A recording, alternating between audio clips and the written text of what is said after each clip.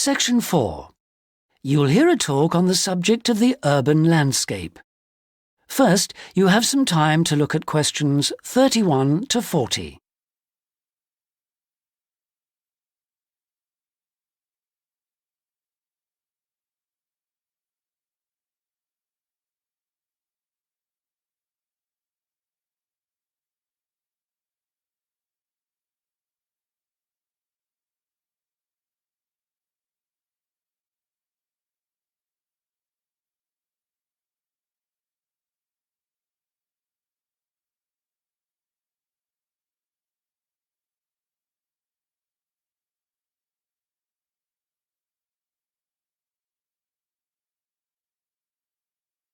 Now listen carefully and answer questions 31 to 40.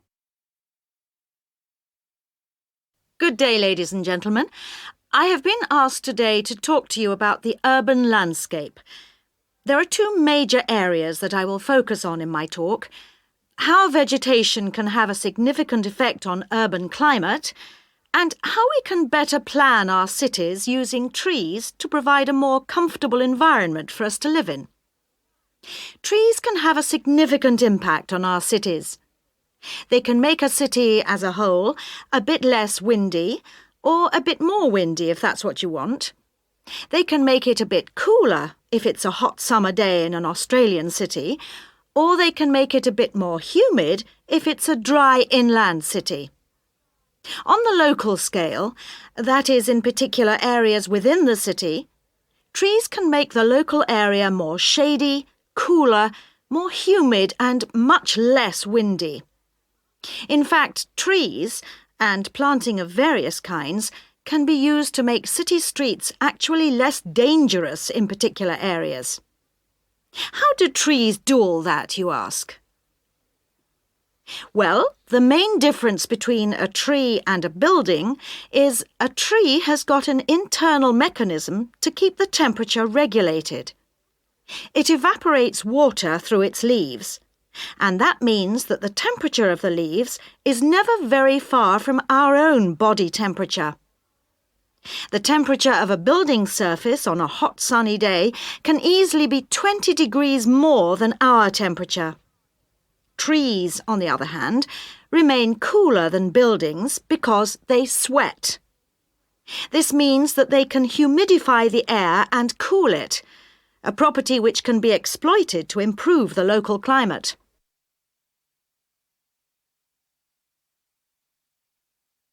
Trees can also help break the force of winds.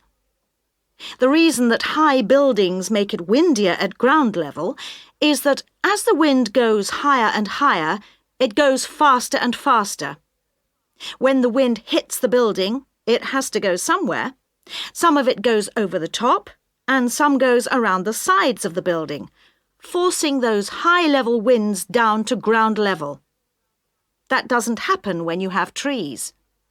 Trees filter the wind and considerably reduce it, preventing those very large, strong gusts that you so often find around tall buildings.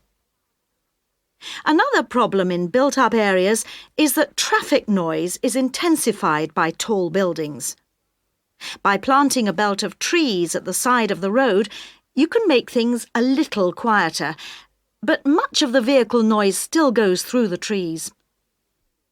Trees can also help reduce the amount of noise in the surroundings, although the effect is not as large as people like to think.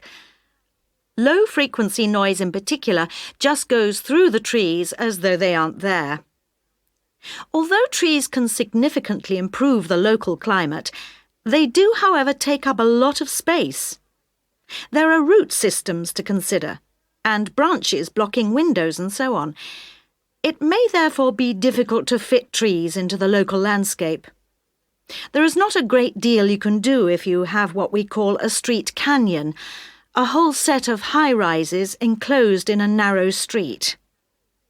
Trees need water to grow.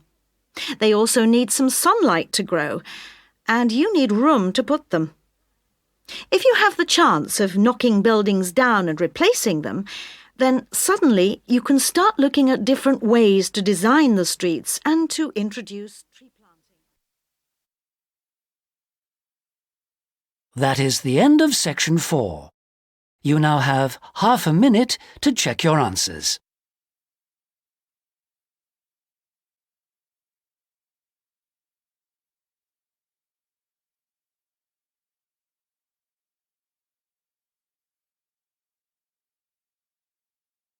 Section 4. You'll hear the beginning of one lecture in a series of lectures about crime. First, you have some time to look at questions 31 to 40.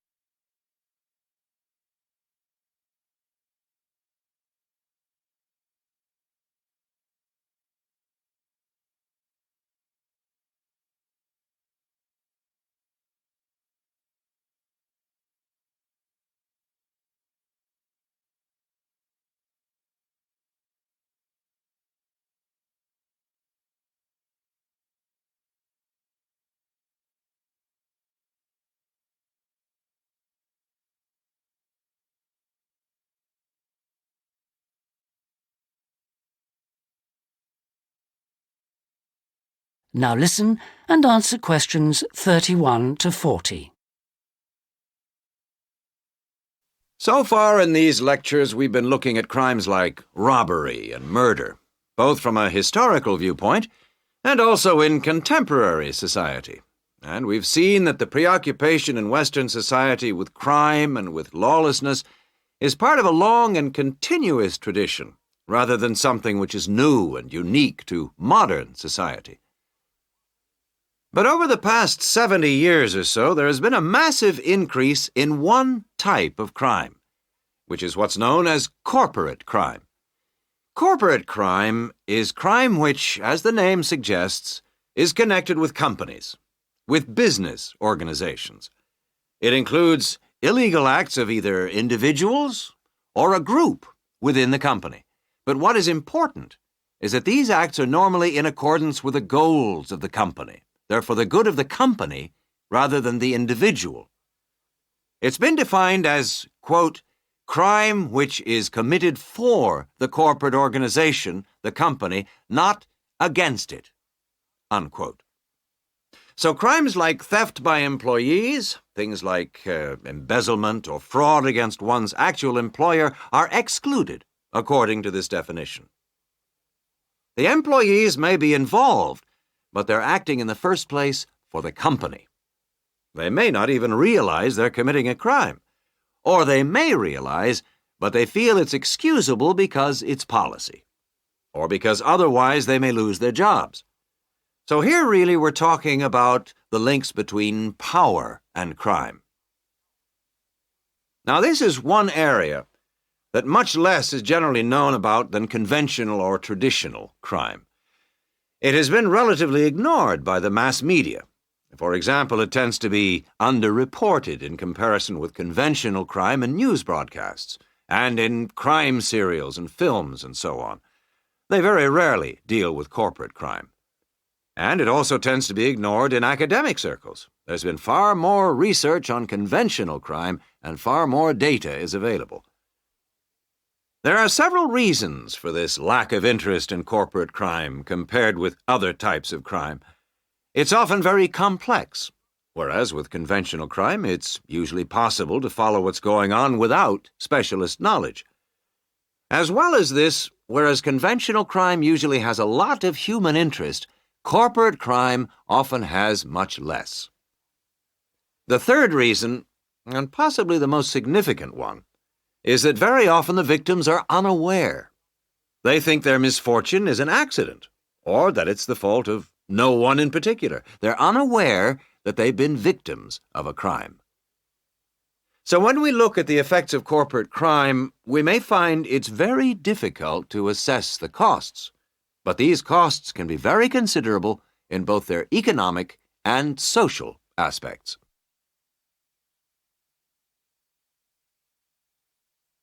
Let's look at the economic costs first.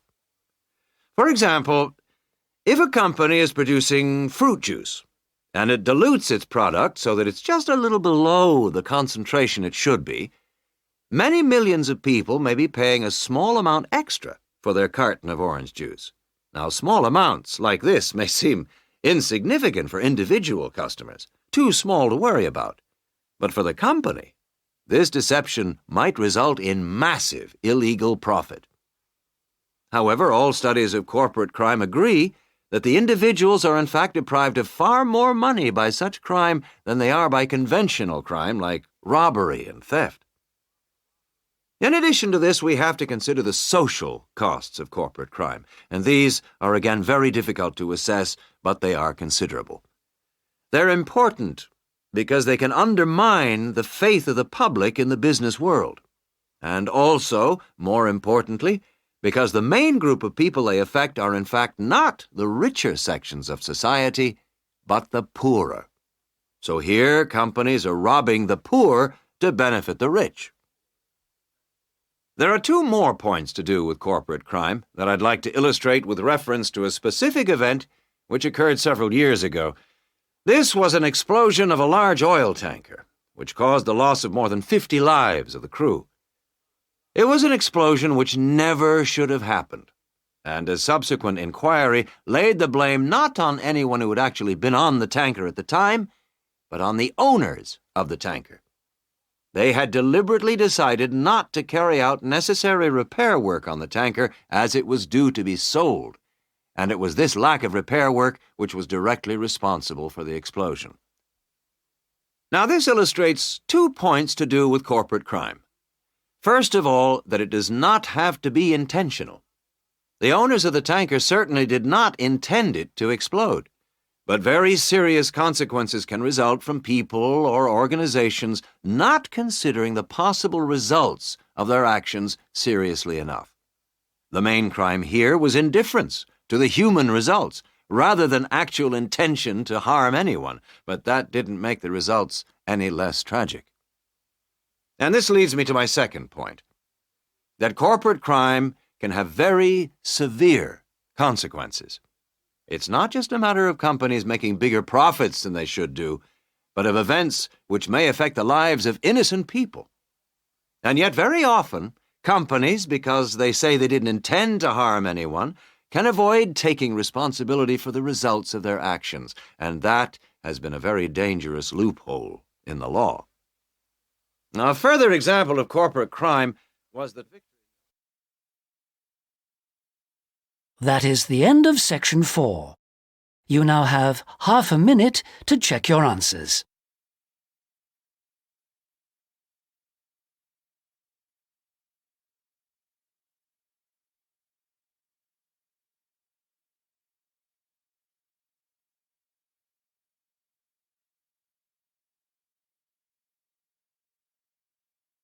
Section 4. You'll hear a student union representative presenting the views of college students about the design of a new building. First, you have some time to look at questions 31 to 40.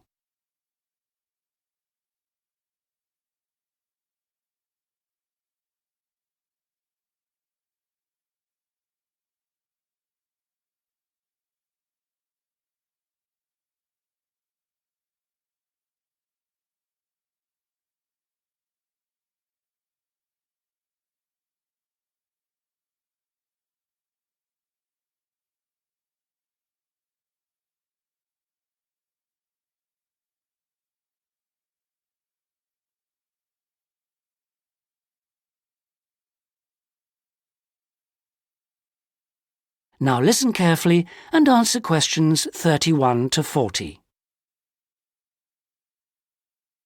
We're very grateful that the committee has agreed that a representative for the Students' Union can present students' suggestions about the design for the proposed new union building.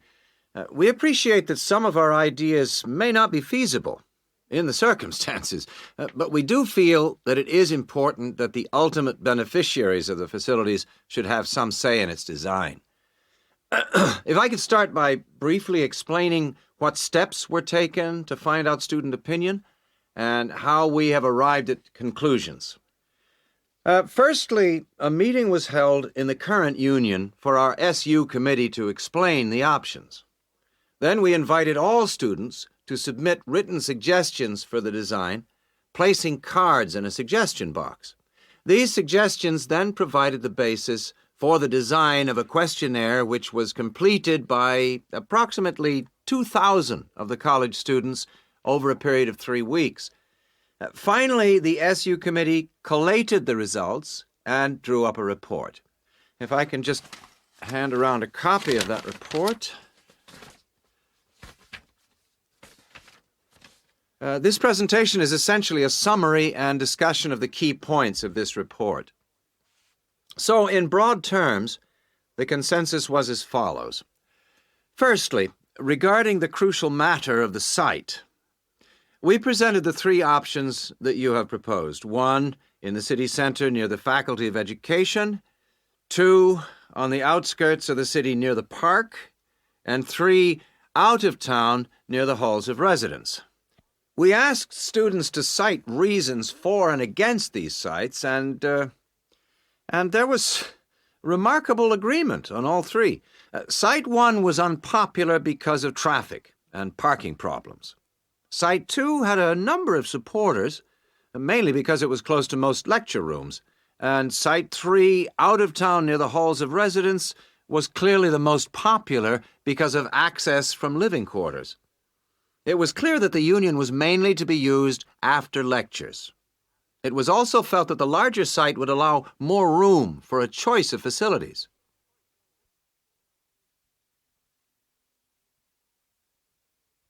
Our second area of interest was obviously the facilities. There was minimal interest in having a library on the premises, but one option seemed to be a reading room instead, more useful. We would like the current table games room to be replaced with a small gym, and if possible, a small swimming pool. Not, of course, Olympic-sized. There was a large number of respondents in favor of a travel agents and insurance center. We also request that there be the offices of the Student Counseling Center, moving this from the refectory. There was, however, much disagreement about whether to build a drama theater. Just over 40% of the respondents were in favor, but a largish minority were strongly against it, claiming that it is elitist and a waste of funds. Essentially, the jury is out on that. Finally, given the number of unfortunate incidents in the current union over the past few months, a strong point was repeatedly made about security. The recommendations would be at least video surveillance and security personnel who would check student union cards on request. We doubt if it would be feasible to have a check at reception of all people coming in.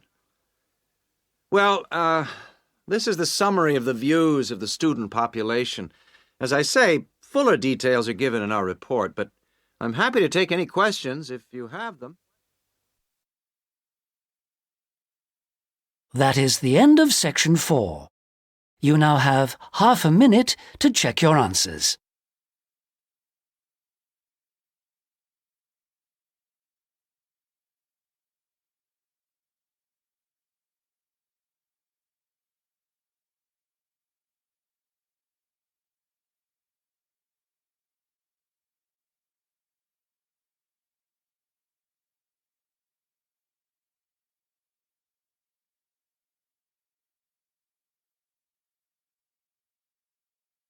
Section 4. You'll hear a lecturer talking about the meshing of sharks in Australia. First, you have some time to look at questions 31 to 40.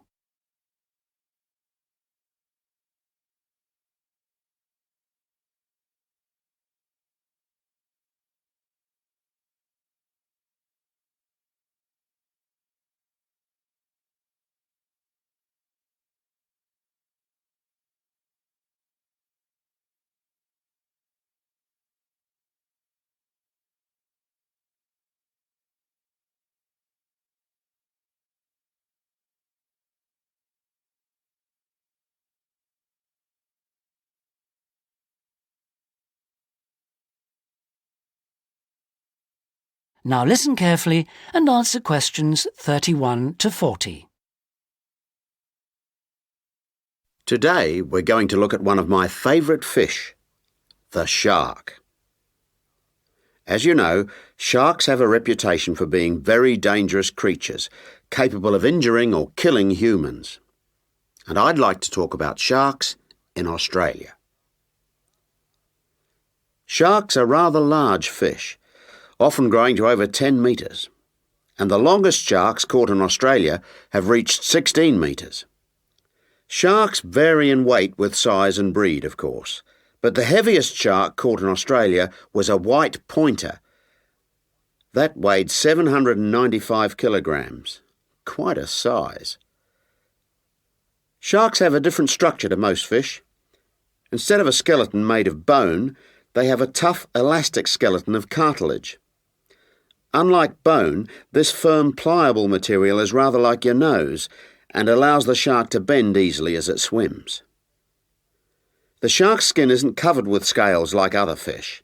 Instead, the skin's covered with barbs, giving it a rough texture like sandpaper. As you know, sharks are very quick swimmers.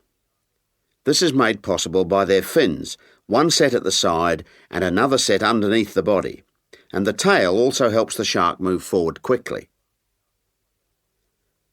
Unlike other fish, sharks have to keep swimming if they want to stay at a particular depth, and they rarely swim at the surface. Mostly they swim at the bottom of the ocean, scavenging and picking up food that's lying on the ocean floor. While most other animals, including fish, hunt their prey by means of their eyesight, sharks hunt essentially by smell. They have a very acute sense of smell and can sense the presence of food long before they can see it.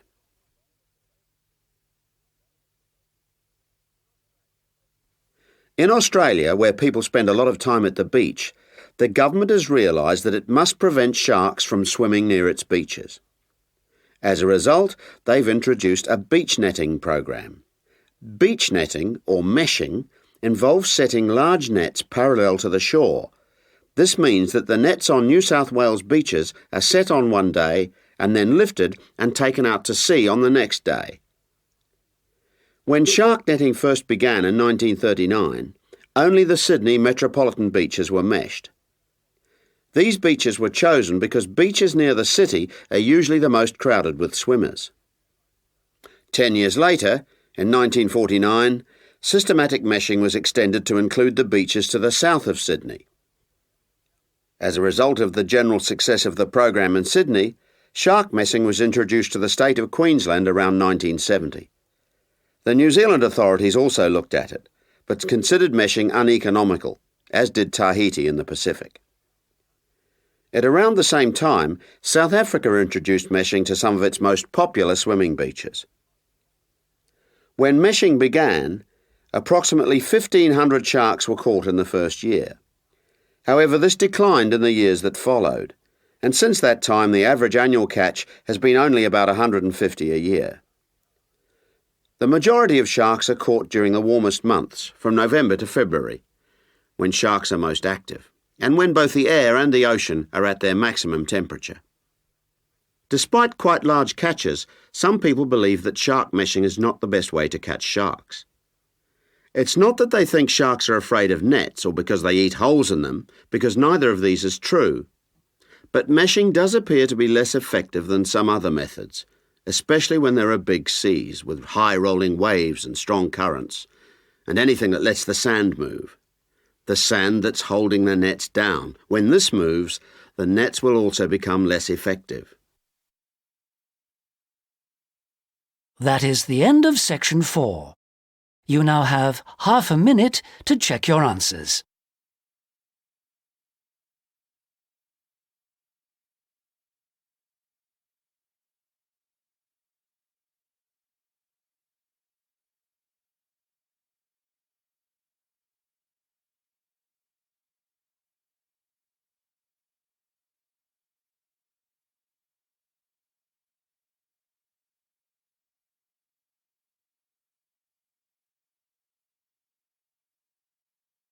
That is the end of the listening test.